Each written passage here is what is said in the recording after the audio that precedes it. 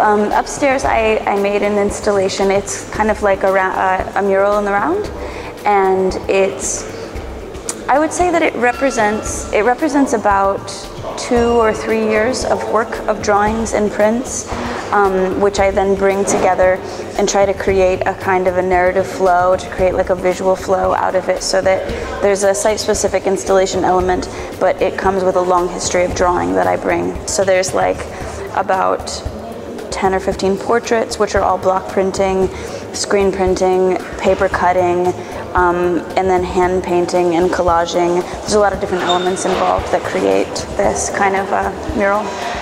Well, I mean, we came here and just had the space given, and I mean, we painted our traditional artwork. I mean, I think it's pretty original and reflects who we are, and most of our images or paintings, even in this one, it just reflects everyday life experiences, you know, like love and hate and poverty and stuff like that. And in all our murals, it all keeps coming back, like you see it everywhere. You know, it's like a big story, but has a lot of little stories in within.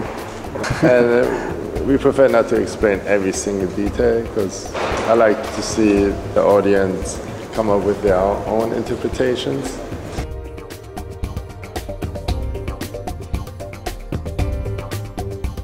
For me, I always wanted to make something that felt like it was part of my life and part of other people's daily lives, because I often felt that things that remain only in institutions and museums, that many people don't feel welcome in those spaces, many people don't feel interested in that, and there is a way of taking that and really separating this certain kind of culture into a space that doesn't really feel welcoming and embracing, and doesn't also just feel like part of life. And so I felt like I wanted to make something that was part of the city and that felt like it had to do with something every day.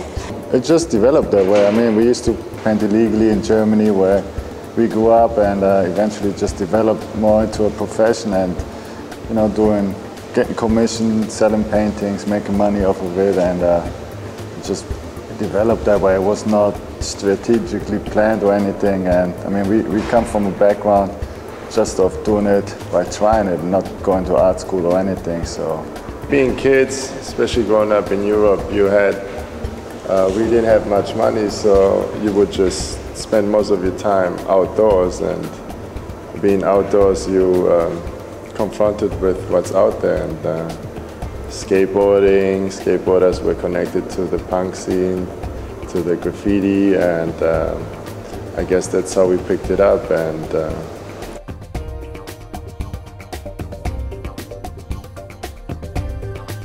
the graffiti movement is mainly illegal and dominated by men because of its just illegal activities, and you have to have a lot of physical strength too, because it has a lot to do with respect and disrespect and a lot of street fights.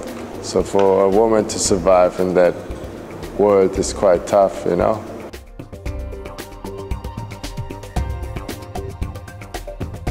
When I first started, I felt a little bit shy about being a woman. I almost didn't want people to make too much of a big deal about it, because I really wanted to just be my own. I wanted the work to speak for itself.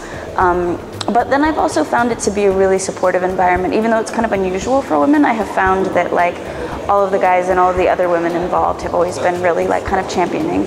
And also, you know, there's something really disarming about working outside as a woman. The conversations that you can have with people are pretty different. And so for me, that's sort of part of my process.